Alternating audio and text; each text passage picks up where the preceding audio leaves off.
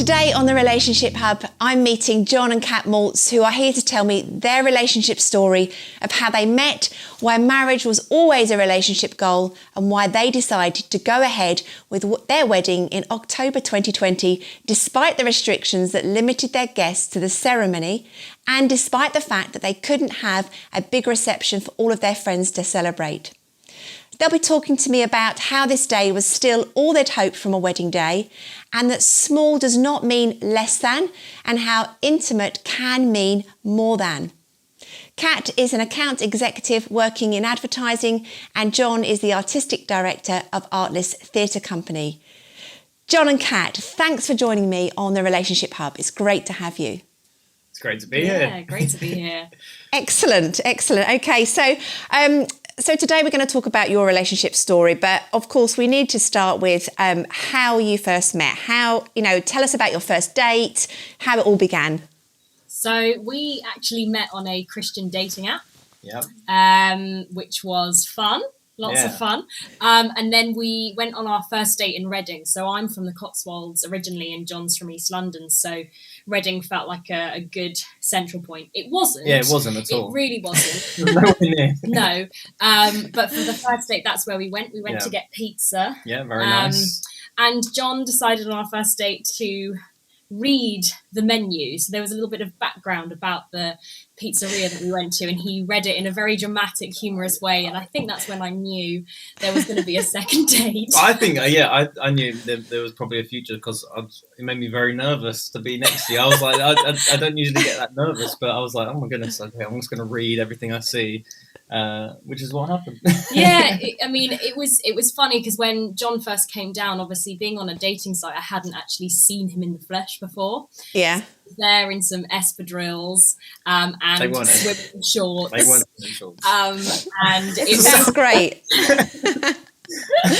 Speculation. Yeah. But no, it was fun to sort of go through that first impression so early on the date, so easily. And so quickly, it was just really comfortable. Yeah. And I laughed the entire day. It was absolutely, it was so You funny. may have insulted my shoes and short choice, but there was a second date and now we're married. So it's only on you. Yeah. It all started with those espadrilles then. Clearly, that's obviously They were like slipper plimsolls rather than espadrilles, I would describe them as. It's sounding so appealing. No wonder you were nervous, Jon, wearing slipper plimsolls on your first date. I mean, really. Let's just say I'm not a fan. Yeah. So there was a second date, you're saying. It did go on to a second date. Yeah. Now, am I right in understanding, I know we've talked before this interview today, but that on this second date, you had what I call a forever conversation, which is thinking about whether you might have a future together. And you specifically spoke about marriage. Now, having gone from your slipper-style espadrilles to suddenly talk about marriage, it seems like a big leap. I mean, is that not a bit keen? I mean, yeah, to a lot of people may seem very keen, but I think both of our mindsets when we were courting, dating, when we were like looking for someone, we weren't just looking for a short-term thing. We weren't looking just for a relationship with no, end date or with no like future or vision. I think we both had that understanding that the first date, second date, if it were to go the course, we would want to be married and we would want to find someone to be a partner for us for life. And so I think it's important. It was definitely important for us to just see whether we both had similar intentions and both had similar visions of where we saw a relationship going. And I think they weren't seriously, in cement conversations where we're saying date we're going to get married on and how I'm going to have my hair. But it was that tentative. Do you see? Yeah, would you want to be married one day, and what sort of values do you have, and it was a pleasant conversation. I think if you look at it though, that's a lot for a second date. Yeah. But it didn't feel uncomfortable. It didn't feel weird, and if anything, it was just that preparation to know where our hearts were and what we were looking for. So it was. I think it is keen. I think keen is probably a good word to use. Just reclaim that. But it was necessary. Yeah. No, I think it makes a lot of sense. I understand what you're saying, because there's almost that you both knew that for you, marriage was your relationship goal. Therefore, to kind of almost spend emotional energy really with somebody for it to feel like, well, actually, we're such different people in our mindsets and outlook. It's, do we want to go down that path? And I think the important thing you've just said that stands out for me is, yes, you spoke about something and perhaps it seems keen, but it's not that you were therefore proposing on the second date and thinking, we've gone from, a wonderful reading of a pizza menu to suddenly deciding that life is going to be forever together. But it was just actually highlighting where you both stood before you proceeded any further, before you gave yourself a bit more emotionally, I guess. Yeah, absolutely. Yeah, I think that was definitely that safe checkpoint to know, actually, this, at least for this next part of this relationship development, we can be safe knowing that we have at least that shared vision for what we want in a relationship. Plus, it was that place where we discussed marriage maybe for the first time, and where we saw it to be was a bench near a pub on the canal, and that was where eventually I proposed. So it was very cute. Yeah, tell me about the engagement, because, I'm happy to quickly whiz through this relationship story. It's an amazing one. So what happened next? Yeah, I mean, we had the second date at the height of summer. It was lovely. But the engagement took place during, what was it, Storm Brenda? Or something, what was it called? Kiara. Was it Kiara? Kiara. Yeah, something like that. We'll run with that. There was no mystery that we wanted to get engaged. We both had spoken about it, and it was the worst kept secret, really. Yeah, we were actually down visiting my grandpa with my dad and his partner as well, and we'd been thinking about it, as you said, and we didn't have a ring, but Jon knew that I wanted to be part of the process. I wanted to pick one out. I was a bit specific. I didn't want to make a mistake. No, very wise, very wise. But I was really keen to have an antique or have something that was secondhand. I didn't want something new. And then it just so happened that when we went down to Devon, my grandpa said, so there's this huge antiques fair that happens only once a year, and I really want to go. And Jon and I thought, yeah, okay, we'll be happy to join. At this point, they had no idea that that's where our conversation had gone. Yeah. So we found not one but two rings. Well, I'll try and condense the story, but this antiques fair was like huge. Ginormous. It was massive, and there were loads of little antique dealers and stalls. And one of the first ones we went to had a really lovely ring, really lovely price. And it looked about the size that would fit Kat. So I was like, straight away, we found it. Amazing. In the back of my mind, it was there. We kept walking around, didn't find anything else. Eventually, I thought, I need to go get this ring, because if someone else gets it, it will be just, the story will be perfect. So it will be Storm Kiara, won't it? It will be devastating. So I excused myself and I went to go get the ring in secret. And I did it, and I said to the woman who sold it to me, I said, well, if we come back, we will probably come back and just say that you sold it, which you have, but don't say it was to me. So it was a nice little, at least there'll be a bit of a secret there. So I walked back to Catherine, I was very excited. Meanwhile, sorry to interrupt you, I had been furiously texting Jon saying, I found it, I found the one. Oh no! And he didn't see any of these messages. Yep. So we arrive at this other stall, and there's another ring, more perfect than the other one, which is in my pocket. And I'm thinking, it probably doesn't fit though, It probably threw it on, and it fitted perfectly. And the woman behind the stall there was going, oh, she loves it, doesn't she? I was like, yeah, she does. Come on, you're not helping me. And so you walked off, and I bought that ring, and the woman was like, oh, you look so happy. And I was like, do I? And a few hours later, he said, I've bought them both. I couldn't hold it. And I thought, oh no, what have I done? Yeah. So were you able to take the other one back? Did you take the... Before I bought the second one, Kat was like, well, let's go check and have a look at the other one just to see whether it is better or not. So we walked back there, full well knowing it's in my pocket. We arrive, and Catherine says, oh, do you have that ring from earlier? And the woman behind the counter says, oh, we've sold it, I'm afraid. And then she's sort of, winking at me. And I'm like, and I go, it's fate. it's fine. The other one's the one. I was like, oh, really? But yes, if anyone does want that ring, it's still available. Okay, well, that's good. That's good to know. That's good to know.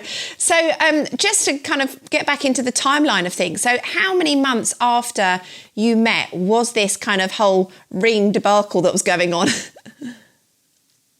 6 months. 6 months. 6 months. Okay. Now, I think lots of people listening to this story be thinking, well, why rush into this? Why did you not decide to think about living together for a little bit, just see whether you definitely, whether it's going to really work? What was it about engagement and marriage that, that really sort of resonated with you rather than living together? Yeah, I mean, I think up until the point of engagement, we had been looking for a relationship and we found each other. But I think, like I mentioned before, we had an intention in mind that we were looking for something that would be long-term. And long-term to me, I believe marriage is what relationship is destined towards. And that marriage would last forever, up until death, So I always thought that going into different dates with people, going on different dates. I've dated a bit in my time, but they'd always be in the back of my mind, and it'd always be that compatibility. You think, yes, I'm attracted to this person. Yes, they're attracted to me. Yes, we have fun or whatever. But do they see this being a long-term thing and being something which could develop? And often those relationships would end, or those would not even start because we knew there wasn't that compatibility moving forward. So I think where me and Catherine met, and we really established really quickly this understanding that, wow, we have such shared goals in life, shared vision, shared faith, shared all these things. It was a quick decision, but one which had a lot of foundations and a lot of a lot that built up to that point. It wasn't just a whim. It wasn't just a quick decision. But yeah, why that instead of just moving in, Kat? Oh, I mean, I think so. Our shared faith, we're both Christians, and I think that we wanted our first home to be our marital home. There's a nice story about that with our wedding, and we had a canopy, which in the Jewish culture represents your first home as husband and wife, which we actually built together. Wow. Which was a nice project. So is one? Sorry, you mentioned it's a Jewish kind of tradition. So one of you Jewish then, or both Jewish, or? Yes. So I'm my family is Jewish on one side, and I was raised around the festivals and the culture and the traditions. And so this was a big part of my thinking of particularly to represent what our home would be, was to build this chuppah, which I'm sure we'll talk about. Sounds amazing. Yeah. So Kat, back to what you were saying about this idea of your marital home being where it would begin for you both, and why you chose not to live together. You were saying about that. Yeah, I think that there are certain things that we believe are made for marriage, and that is, and the thing about marriage is it is a commitment. It is saying in front of your closest friends and family and other people who may be around that you are going to spend the rest of your life with this person, and that is the plan. That is what we feel. We came into marriage as this is the deal. This is it, and we wanted to have that commitment behind us before we move in together, because when you live together, and I feel free to disagree, you learn new things about one another. And some of those things are wonderful and some of those things are really challenging. But ultimately, because that commitment underlies everything, we know that no matter what annoying thing I do or Jon does, that we are committed to one another. And there's that context for us, for that lifelong commitment, for things like intimacy to grow, sexual intimacy to grow, for the merging of our bank accounts, all these different things which are real, I believe, things that just intertwine our souls so deeply. It just makes sense to us, and just I believe it's so clear. It's just that there's a solid foundation, something which is no matter how much we might fall out, or we might, make mistakes or do whatever, but there's this baseline that we've committed to life with each other, and that there's a loyalty that comes with that. Yeah. My friends were a bit worried for me when I said, no, we're not living together. We're not doing that. Because I think that's, when I was younger, there was this idea that, you met someone and then you moved in and then you got married and then you had a dog and then you had kids, and, all that jazz.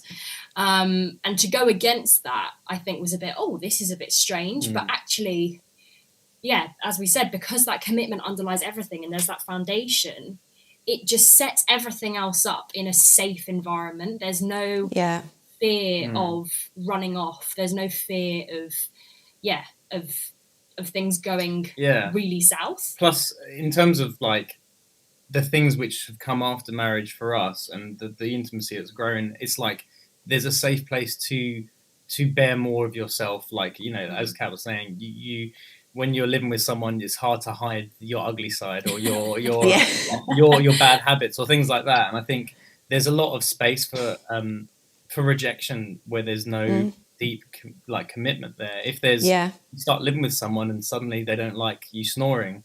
I'm not saying I snore, apparently do. But there can become more of a way of thinking, well, this person could leave me. There's no, apart from a lighter commitment, there's no legal obligation for someone to stay in a bed with me while I snore. I mean, that's not a legal obligation of marriage. But was that one of your wedding vows as well? Maybe was that something? It's on a plaque. But there's that security. I think there's that, and I know that those things have been decided to be worked on rather than a deciding factor of whether or not we would get married. Because I feel like if my mindset was I want to see and try before I buy, and for us to see what married life would be like before getting married, that surely just means I'm looking for pluses and minuses to say, well, I like this about you, I like this about you, and what outweighs the other. I believe love is more powerful than that. I think love can overcome things, and within this commitment of marriage and the love which is growing every day more for you, I'm willing to work through things and work through the possible points of tension, things that are not easy. But that is what I believe marriage is for. I think you've made some really good points there, because what I find interesting about your experience of why you made this choice, yes, you talked about your faith, and that some people might listen and think, oh, well, that's why. But clearly there are lots of other issues that make sense. It seems you're making sense of your choice. For me, that's what I'm hearing. Because, as you say, you step into something, but there's this kind of protective layer. Now, we know that not all marriages will work and last forever, but there's that intentionality that you're saying, this is what we're going to do. So we're stepping into this kind of ring of kind of protection, and you've got a safe place to make mistakes. It's a bit like children growing up, isn't it? That they have a safe place to make mistakes because there's this ring of commitment as a parent. I'm speaking as a parent here partly, I'm a parent. So there's that ring of commitment that says, it doesn't matter what my child does, I'm the parent, I'm going to be there for them. Yeah. And what you're describing almost is that sense of, I'm not gonna sort of have some sort of lifeline that I can quickly nip out if I feel like it gets too much. Because sometimes if things get too much for us, well, then we do give up if there is a way out. But if there isn't that sense of it's that easy just to say, okay, it's enough, then we do persevere and make sense. And I really appreciate your honesty about just the fact that being together as a couple, just because you really connect and you read a pizza menu well doesn't set you up for life. There's a kind of process, isn't there, of saying we're going to make this work. So it's really inspiring. Thank you. I'm going to jump on to your wedding then. So you were engaged in what month was it you got engaged? February 2020. Then in March we've got lockdown 1, and what were you thinking? Were you thinking, oh my goodness, is this wedding going to happen? I mean, when did you set the date for? How did you react? It must have been a bit panicky. Well, on the date thing, did we have a date at that point? We did. We had picked a date which was relatively, close in terms of the traditional thought of how long it takes to plan a wedding. we planned it to be by the end of the year, October the 10th. And that was, we picked that for a number of different reasons. There's some symbolism around the date, which we really liked, but also it seemed to be fit into both of our working schedules. And I think we set our mind on that date, and then lockdown happened. And at first there wasn't a lot of panic, because we'd thought this will, like a lot of people did, this will blow over. Yeah. This by summer, come on, the sun will come out, we'll stop. There's a lot of speculation thrown around what would happen, but I think we did try to start the wheels turning quite quickly, and try and ring up because our plan was to get married in a registry office and then have a religious ceremony afterwards, which would already be legally married, but then have a sort of our faith marriage then. But when we rung the registry office, they're all shut. They'd all been shut down, so there was a bit of that when's this gonna happen, sort of thing. I think at the start, though, I remember saying, I'm going to pretend that COVID-19 does not exist. We are going not in terms of how I dealt with restrictions, but in terms of I'm glad you've clarified that, because obviously that's not good advice. I realised that was badly phrased, but in terms of planning October, we said, right, let's just go on as if it's normal. Let's plan everything as if it's normal. Let's plan the food, plan the people, send the invites out. So we sent the invites out in June, July, and by that point we knew that lockdown wasn't going to disappear, but we were just being so optimistic and just thinking, if it's supposed to be, it will be. We just had the caveat. At the bottom it said this will only happen if government guidelines allow. So keep in touch. Yeah. But then as things started to go on, I think it did become a bit more of an emotional roller coaster as we started to hear things in the media about people's weddings being cancelled and people losing loads of money. And then that's when we really started to become aware of how impactful the virus would be. And we did plan a lot of stuff, but everything was on a contingency of saying, if we can't do it this year, we really still want to do it with you. We really want this caterer, we really want this and this. But it was really, I think the most painful part was when the numbers started to go down. Because I think, when we went to first lockdown, it was, I don't know what the restrictions were on weddings, or whether it was just nothing is allowed. There was nothing. I think to start with, there weren't any guidelines. And then I think the government then did say, it went to 30, didn't it? And then it went to 15 later on. Yes, it went to 15, I think, a week before our wedding. Yes. A week before. Wow. So that was probably the hardest one, I think, because we went from, about 200, and then the optimism went down a little bit, and then we thought, maybe we'll be okay, and then down again, and then down again. And I think when it went down to 15, because at that point it was just family and just the bridal party, that was challenging. That was really challenging, because we just wanted our people. We wanted our people to be there. Yeah. But saying that, 15, we still had... You had your best man, I had my maid of honour, and we had our parents and siblings. Yeah, and I think there was that point where we were planning for one large wedding, the one we would sort of plan for, and then in our back of our minds, this is a contingency if we have to only have 30 people, which is always what we were thinking. And I think, I'm not sure if we ever really actually had the conversation, or whether it was a very quick conversation where we considered just moving it till 2021 or pushing back the date. In our minds, we were going to get married. We wanted to start our married life together.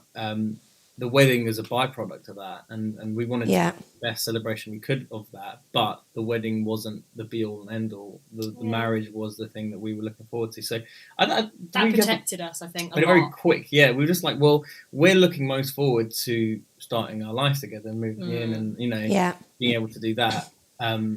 A lot of people told us to postpone. A lot of people said, but you can't have your big party. You can't have this. You can't have that.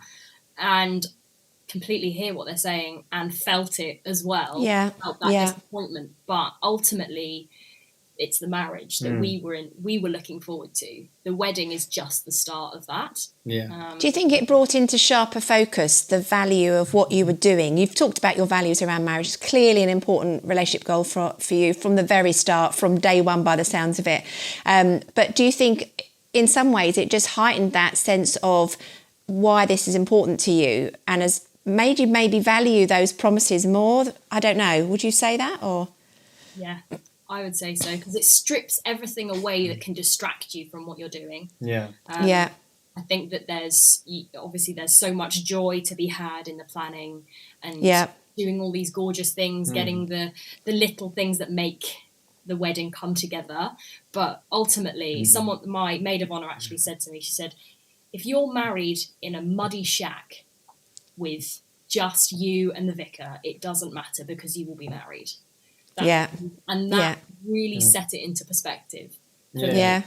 Plus, in my mind, I mean, and probably for Catherine as well, we knew that we were the partner who wasn't just fixated with the wedding, because you know, they can always be that doubt in the back of your mind. You think we're getting married, but maybe the other person just really wants to get married because they want to.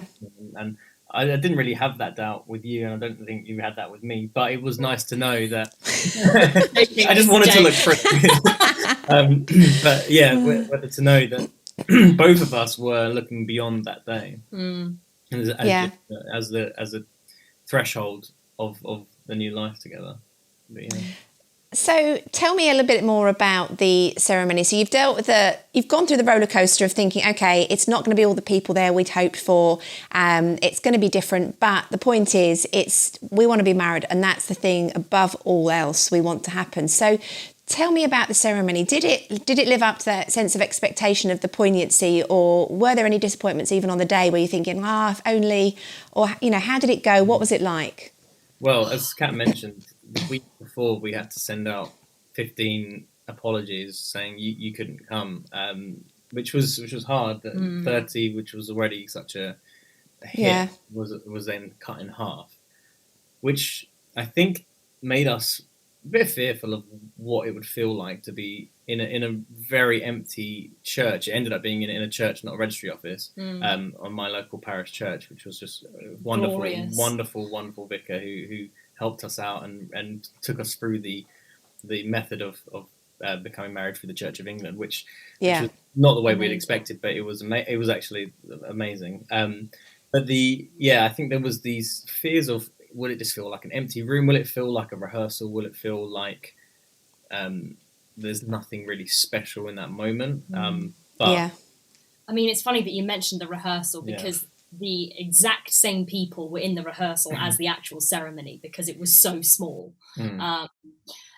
But I can't quite explain how amazing it was.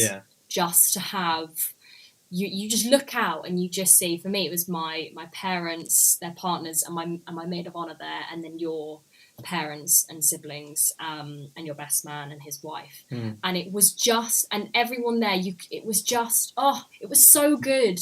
It was so intimate. It was like it's almost like a family dinner when everyone sat there and you can see every individual face. You don't miss a single one. It didn't feel like a hit. It didn't feel like a rehearsal. It didn't feel like a half of a wedding or a third or a quarter of a wedding. It felt it amplified, if anything. It felt the room was full. I can't quite describe it, but the room it was full of the joy of the day, the fact that your family had put in so much effort to put a video together of our guests saying, amazing. I was in bits. I was just crying a lot. But it was so unexpected, because I think, as you said, there was this fear of, will it feel weird? Will it feel empty? But we were just so focused on one another. I wouldn't have changed it for anything, really, because it was stripped back. And I think in the preparation, we had always known that with being married in a pandemic, everything would have to be stripped back, and everything having to be just the bare minimum. But actually, we realised that bare minimum was the only real substance. Well, I mean, I don't want to. It's lovely to have great decoration, more people, but the real substance, the real core of the marriage and the wedding is what we were able to have, which didn't take away any joy from the day at all. I would actually recommend small ceremonies and smaller weddings to people. I have done to people who are engaged. Right. Now. Don't be afraid of not having 200, 100 people in a church, because you won't feel that emptiness with it. It's just, I was really surprised by it, because I had always dreamed of the overflowing church, the overflowing people standing outside, like trying to poke their heads in as they do in movies. So it was very different than the dream, but it outdid any expectation I could have had. I mean, I'm obviously asking a bit about the ceremony. You did very kindly send me your video to look at, and I, found it incredibly moving, and just seeing your faces and how you responded to each other, how you responded to the moment. And it's weird because you're saying that the church was full, Kat, and that seems opposite to what people expect for a wedding during COVID. Nothing's been full, everything's been empty, everything's been cancelled, nobody's there. But you talked about this fullness, and without sounding too soppy and American movie style, there was a sense of fullness. I get what you're saying. It was something really very beautiful. And it just makes me think about some of our earlier conversation about, for you, marriage was a relationship goal. And, in that sort of moment of promise to one another, what was going through your mind? What was the significance? I mean, you were definitely emotional, weren't you, Kat? I could see, as you said, you were sort of kind of, a little tearful, which is amazing. So what happens on a wedding day, on your marriage, that makes you feel emotional to that extent? How would you explain that to someone? I would say that from a young child, anything I've done, there's a level of commitment to things that I do, but nothing is lifelong. So university, for example, I've committed to moving to Birmingham for 3 years. It could be 4, but minimum it's going to be 3. And that's a small commitment. But when I was looking at Jon, firstly, I thought, great, his hair looks amazing, because he had it cut on the morning, which just was I'd been growing scary. it for a few days, and a few weeks, and my beard was all out of whack, which was on purpose, so that the comparison on the day would be. It was phenomenal. And your hair, just for people watching, obviously, your hair, you've shaved it for charity recently, so this was not the hairstyle for the day. Yeah. Nothing wrong with it. I'm just. Comment below if you like it, because I think it looks good. I think you wear it well. I'm sure with your espadrilles it will just look amazing. Thank you. Funny. No, but just staring into Jon's eyes and just hearing those words and the prayers being said and the vows, it was this is it. This is the thing. This is the commitment. This is the till death do us part. And I think that no other commitment in my life so far has been till death. Everything has been quite short term. And I think that in that moment it was, I'm so excited. And I think ultimately for me, and I'll let you say what you think, but it was the beginning. It was day one from the wedding day. And that's just so exciting and overwhelming. And it's just, it's just a really emotional time. And just to know that you're saying this in front of people and a camera, you can't take it, not that I ever would, but you can't take it back. Like it's a declaration of your commitment. And it was just amazing.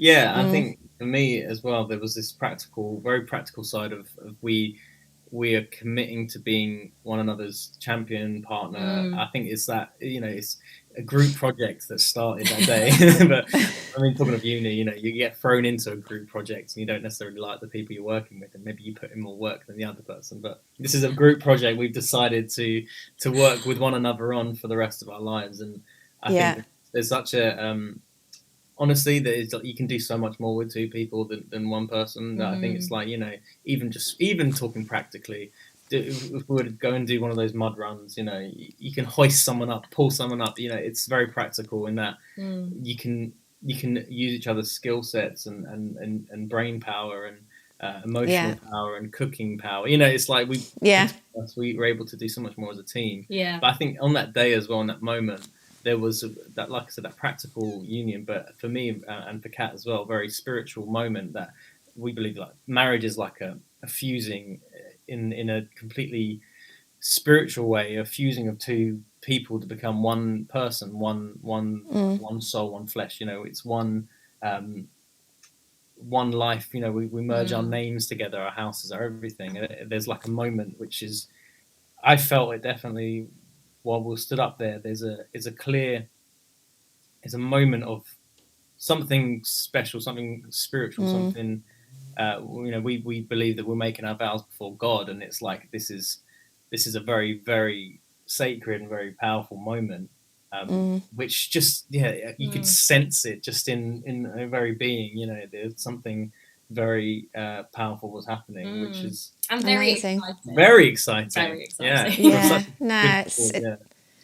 It's amazing. It's really interesting hearing you express it in that way, those different dynamics really, and that sense of team, and actually the talking about the team part and the fact that you're talking about being one as well. There is that sense of you are one, but your team aspect that you refer to, that everyone, each of you has a different skills that you can empower each other, that you can benefit one another as a couple. And as you say, it's that beginning of something, isn't it? That's brilliant. Thank you. And we are sort of starting to run out of time, and there's loads of things I'd love to ask you. There's a couple more things I'd really like to ask. You've said that you would recommend a smaller wedding, and it's interesting because one of the things that people often say, we can't get married, we can't afford it because of the cost. And you've had this stripped back kind of naked wedding, if you like, where everything, so much has been taken from you, even to the last moment, you're having to tell guests, sorry, you can't come. What do you think about the idea of, the cost? How much of a difference has it made to you, presumably spending less? And what would you say to couples who are thinking about a wedding? You've recommended it for that, from the point of view that it was intimate and special and poignant in a way that perhaps a bigger wedding might not have been for you. But in terms of the cost, this is a big deal for lots of couples. What would you say based on your experience? I think cost is definitely a big thing, and I think there's a lot of pressure from society around how much you spend on a wedding, and there's potentially this expectation of spending loads, which we didn't want to do. I think that, we've spoken about it before, where anything that has the word bridal attached to it automatically is £100 more expensive, or however. Yeah. And I think that, when we were having a big wedding, we thought we were going to have, we were thinking about budget anyway, because we didn't want to overspend. We had a clear budget, and we were trying to keep it as low as possible. But obviously by stripping it back, those costs did disappear. And we focused on doing a lot of DIY. I'm not particularly crafty. I will hold my hand up and say that I don't have the eye for it or the patience. But in getting friends and family to help is a great way to reduce costs. And just when Jon spoke about utilizing your different skills, Jon is an absolute whiz on Photoshop. So he made our invitations. So rather than paying someone to design them and doing it all by someone else, we did it ourselves, and they were gorgeous. And I don't think, my point is, I don't think you have to have all of these amazing Pinterest ready skills to do stuff by yourself. Plus there's I think when we're going into it, I felt a little bit of a stigma, or maybe there is a stigma of asking for help, or asking not just sort of financial help, but help asking for help in, how do I do this? How can I make this? Could you make this for me? Which part of me was a little bit apprehensive, like, I don't want people to have to do stuff for us. It feels like such a imposition. But looking back, the things which I've treasured some of the things I've treasured so much about the wedding day were the things which friends were able to help us with, family were able to provide for us, and those things felt so much more special. Whether they were up to the same standard a £5,000 professional would have done, probably not. But in fact, like having a sign made by one of Kat's friends, painted, some amazing calligraphy, and sort of flowers done in house. Kat's mum, and which was amazing, and like there was so many favors and friends of friends and discounts and help. So many things which were just so much more personal. Actually, it meant that it had a real more family feel. My brothers helped out massively on sort of making the technical side of the day go well. My brother, who's a photographer himself, did some videography, which was completely, it was amazing that he did it, because I didn't want to impose that on him. But in our circles, there were people who were so willing to help out once we were put it out there to ask for. It meant that it didn't cost the world to do those things and get strangers or businesses to come and do them, but it just felt so much more. It felt more personal, more intimate, more, and that necessarily didn't cost the world. Yeah, I think there's so many things where the costs can just stack up. Yeah. But I would just recommend not putting too much pressure on yourself to have everything look perfect, because ultimately, at the end of the day, I don't remember whether all of my flowers were straight or whether there was one slightly out of place. Don't ruin my point. Well, exactly. This is the thing, is that people don't remember the things that might become really, really expensive. Yeah. They will remember how happy people were on the day. They will remember. So like we had for in the church, the huppah we mentioned earlier, that was the centerpiece decoration, which is all reusable. The curtains that we used from it cost £5 from IKEA. They were super, we just went in all these different places to try and get the most cost effective things. And just, I think with a little bit of elbow grease and time, you can make something out of nothing.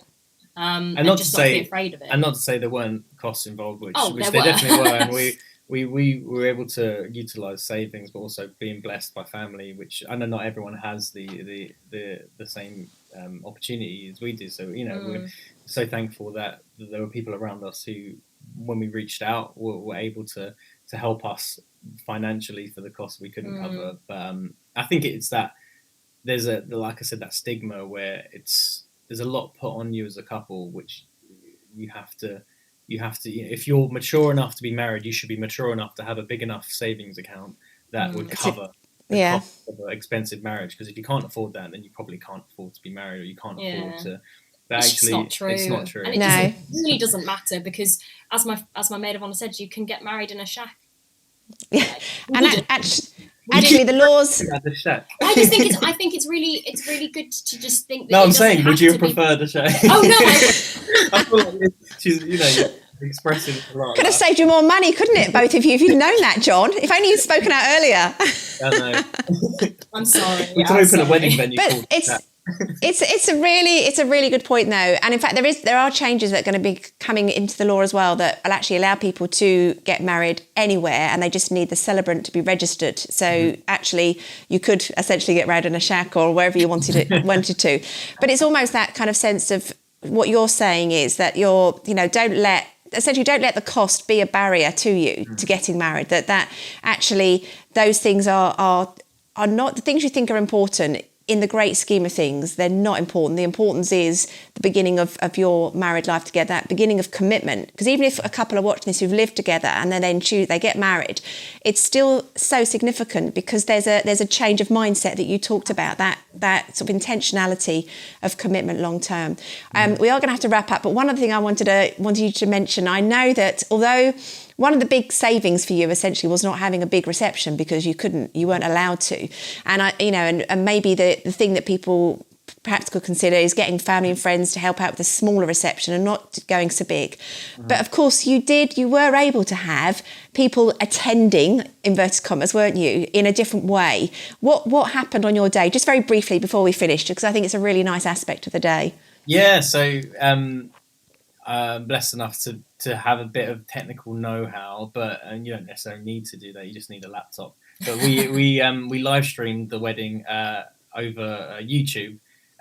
We've been to a few different ones recently that have been over Zoom, over different online platforms, but we chose YouTube, and it was a bit of a risky thing, particularly because the church itself didn't have wired internet. We had to use a dongle, which is a bit touch and go, but we had a camera set up in the huppah at the front with us and the vicar, and we looked back at the end, and it turns out that about 5,500